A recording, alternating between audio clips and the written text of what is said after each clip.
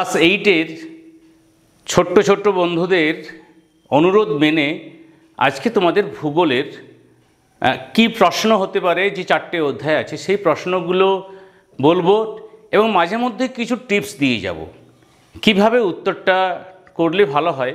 4টে chapter যেহেতু একটু বেশি সময় লাগবে।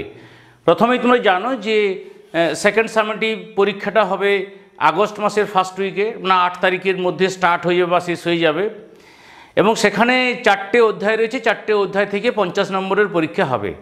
আগে 30 ছিল, এখন 50, তো 100 মিনিট। তো প্রথমেই দেখো যে অধ্যায় যদি আমরা বায়ুচাপ বলয় বায়ুপ্রবাহ থেকে দেখি, এখান থেকে এমসিকিউ একটি, শর্ট প্রশ্ন এখান থেকে 3টি, 2 নম্বর মানের একটি, 3 নম্বর মানের একটি, মেঘ বৃষ্টি এক, মানে এইরকম করে। আর এই দুটো অধ্যায় থেকে 5-এর একটি প্রশ্ন করতেই হবে, 2টো প্রশ্ন দেওয়া থাকবে, এখান থেকেও 2টো করে প্রশ্ন দেওয়া থাকবে, একটি করে করতে হবে। এবং যে আঞ্চলিক ভূগোল রয়েছে সেখানে উত্তর আমেরিকা, দক্ষিণ আমেরিকা, এমসিকিউ এসএকিউ এরকম। আর 5 নম্বরের 2টো প্রশ্ন থাকবে, মানে উত্তর আমেরিকা থেকে একটি, দক্ষিণ আমেরিকা থেকে একটি প্রশ্নের অ্যান্সার করতে হবে। এইভাবেই তাহলে 6টি এমসিকিউ, 14টি ভিএসএকিউ, 2 নম্বর মানের 4টি, 3 নম্বর মানের 4টি, 5 নম্বর মানের 2টি, এইভাবে হচ্ছে 50 নম্বর।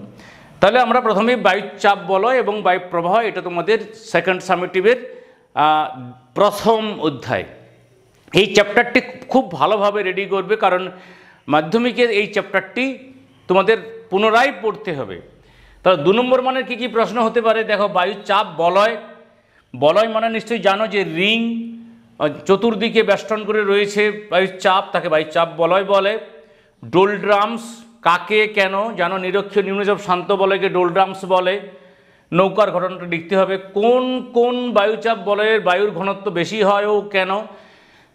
যেখানে বায়ু অধিক এসে চলে আসে, যেমন ধরো ক্রান্তীয় উচ্চচাপ বলয় বা মেরু উচ্চচাপ বলয়, অর্থাৎ 80 থেকে 90 ডিগ্রি, সেখানে বায়ুর ঘনত্ব বেশি এবং কেন হয় বলতে হবে। কোরিওলিস বল বলতে কি বোঝো এবং তার প্রভাব মানে হচ্ছে ফেরেল সূত্র যেখানে চলে আসছে। এরপরে আমরা তোমাদের জন্য 2টো প্রশ্ন কমেন্ট সেকশনে অ্যান্সারটা দেবে। উষ্ণ বায়ু হালকা না ভারী, যেটা হবে সেটা লিখবে। আর দ্বিতীয় একটি প্রশ্ন যে উত্তর পূর্ব আয়ন বায়ুর গতিবেগ কত, 12, 14, 16, 30 কিমি প্রতি ঘন্টা। এটা বেশি কেন, কম কেন, এটা অনেক সময় প্রশ্ন হয়। তো এরপরে আমরা ফেরেল সূত্রের সংজ্ঞা দাও, 22 ব্যালট সূত্রের সংজ্ঞা দাও। বাণিজ্য বায়ু কাকে বলে নিশ্চয়ই জানো যে আয়ন বায়ুকে বাণিজ্য বায়ু বলে, কারণ আয়ন বায়ুর প্রবাহ পথ ধরে সেই সময় বাণিজ্য হতো পালতোলা জাহাজে, তাই আয়ন বায়ুকে বাণিজ্য বায়ু বলে। ITCZ ইন্টারট্রপিক্যাল কনভার্জেন্স জোনস, উত্তর পূর্ব দক্ষিণ পূর্ব আয়ন বায়ুর মিলন অঞ্চল 0 থেকে 5 ডিগ্রি। উদাহরণসহ সাময়িক বায়ু সংজ্ঞা দাও। সাময়িক বায়ু মোট 5টা, স্থলবায়ু, সমুদ্র বায়ু, মৌসুমী বায়ু, পার্বত্য বায়ু এবং উপত্যকা বায়ু। স্থলবায়ু এবং সমুদ্র বায়ু কাকে বলে, অ্যানাবেটিক বায়ু কাকে বলে, ক্যাটাবেটিক বায়ু কাকে বলে। খেয়াল রাখবে ক্যাটাবেটিক পার্বত্য অঞ্চলে রাত্রিবেলায়। পার্কা নামে আমি সহজেই মনে রাখার জন্য মানে পয়াকার ফর পার্বত্য, র ফর রাতে এবং কা ফর ক্যাটাবেটিক। উদাহরণসহ স্থানীয় বায়ুর সংজ্ঞা দাও। স্থানীয় বায়ু খেয়াল রাখবে, স্থানীয় বায়ু 2 রকম উষ্ণতা অনুযায়ী, একটি উষ্ণ স্থানীয় বায়ু আর একটি হচ্ছে শীতল স্থানীয় বায়ু। তো স্থান বিশেষে অল্প সময় জুড়ে প্রবাহিত হয়, তাই স্থানীয় বায়ু বিস্তীর্ণ অঞ্চলে প্রবাহিত হয় না। বায়ু প্রবাহ এবং বায়ু স্রোত, উল্লম্ব চলাচল আর অনুভূমিক চলাচল, এই বিষয়টা বলতে হবে। এরপর 3 নম্বর মানের অশ্বক্ষাংশ কাকে ও কেন বলে। 25 থেকে 35 ডিগ্রি উত্তর অক্ষাংশ, এটা অশ্বক্ষাংশ। ঘোড়া ফেলে দেওয়ার, সমুদ্র জলে ফেলে দেওয়ার ঘটনাটা তোমাকে বলতে হবে। বায়ুর চাপের সাথে বায়ু প্রবাহের সম্পর্ক, অর্থাৎ উচ্চচাপ থেকে নিম্নচাপের দিকে প্রবাহিত হয়, চাপ ঢাল অনুসারে কখন বেশি জোরে প্রবাহিত হয়, কখন ধীর গতিতে প্রবাহিত, এই বিষয়টা। পৃথিবীর কোথায় কেন উষ্ণ মরুভূমি সৃষ্টি হয়েছে, আয়ন বায়ুর প্রবাহ পথে উষ্ণ মরুভূমি সৃষ্টি হয়েছে কেন, না বৃষ্টিপাত কম হওয়ার কারণে।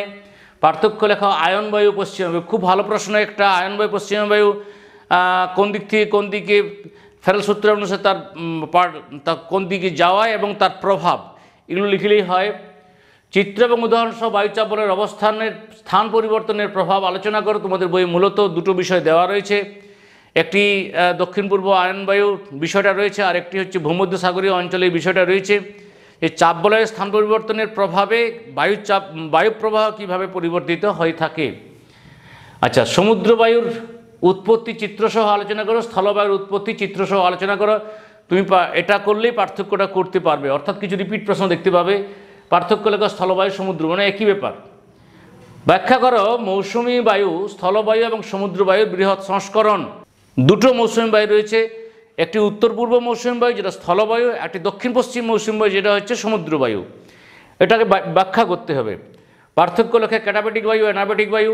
পার্থক্য লেখে ঘূর্ণবাত, প্রতিভ ঘূর্ণবাত। ঘূর্ণবাতের কেন্দ্রে নিম্নচাপ থাকে, বা প্রতিভ ঘূর্ণবাতের কেন্দ্রে উচ্চচাপ থাকে। মধ্য অক্ষাংশীয় অঞ্চলে সেখানে পশ্চিম বায়ু যখন ধীরে ধীরে পূর্ব দিকে এগোতে থাকে তত বৃষ্টিপাতটা কমতে থাকে, ফলে বৃষ্টিপাত কম হওয়ার কারণে তৃণভূমি সৃষ্টি হয়েছে। এবার 5 নম্বর মানের চাপ বলয়গুলির অবস্থান এবং সৃষ্টির কারণ। এখানে 7টা চাপ বলয় রয়েছে, নিশ্চয়ই জানো। সেই 7টা চাপ বলয়ের নাম এবং সৃষ্টির কারণ চিত্রসহ ব্যাখ্যা করো। বায়ুর চাপ বলয়ের সাথে নিয়ত বায়ু বললে সমস্তগুলো দিতে হবে, আর যদি পার্টিকুলার বলে দেয় আয়ন বায়ু, পশ্চিম বেরু বায়ু, এরকম পার্টিকুলার যদি বলে দেয় তাহলে পার্টিকুলারটি আলোচনা করতে হবে।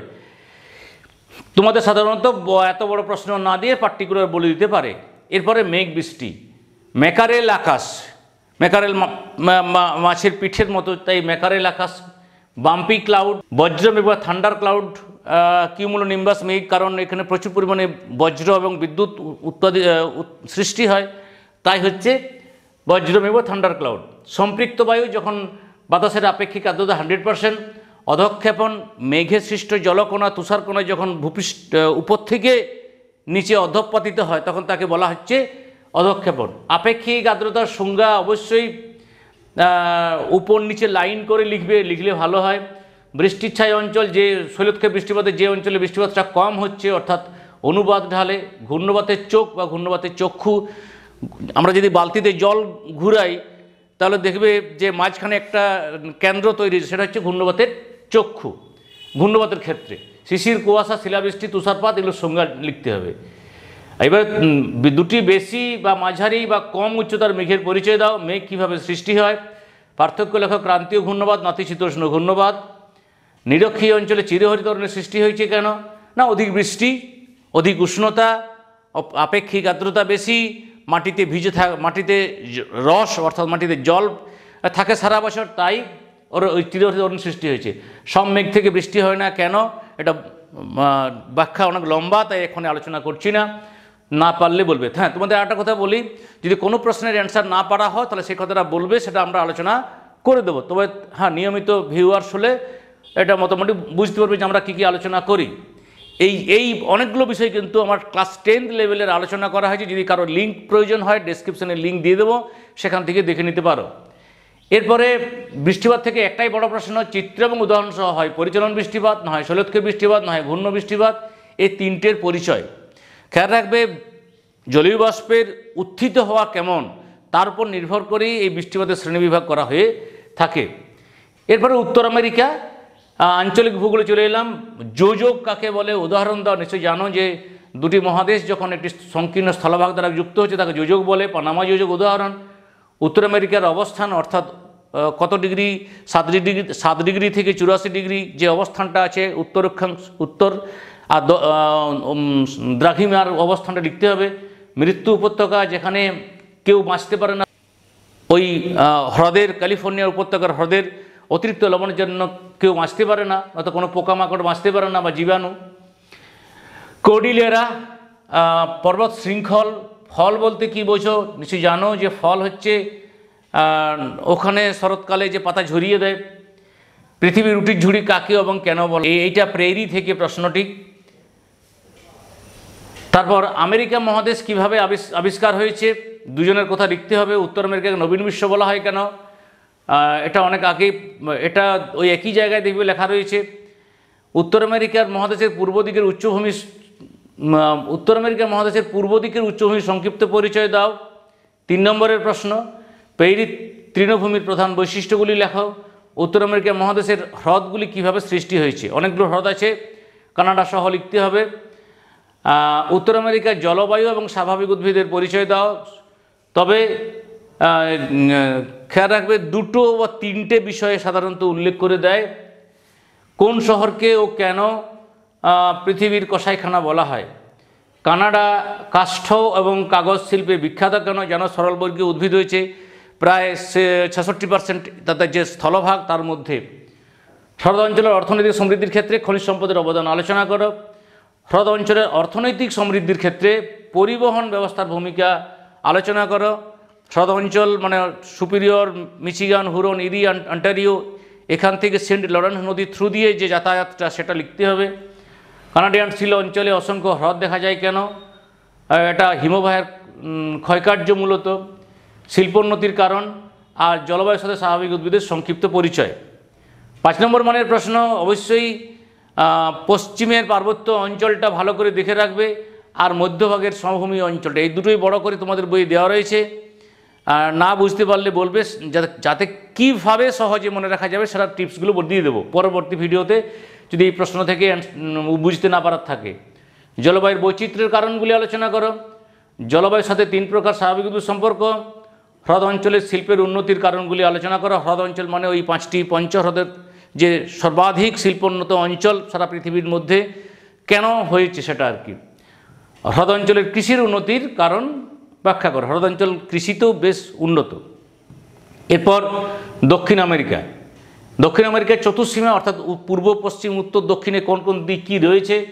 আন্দিজ পার্বত্য অঞ্চল ভূমিকম্প প্রবণ কেন? যেহেতু একটা পাত আটা পাতার তলায় ঢুকে যাচ্ছে, সেই জায়গায় আন্দিজের অবস্থান।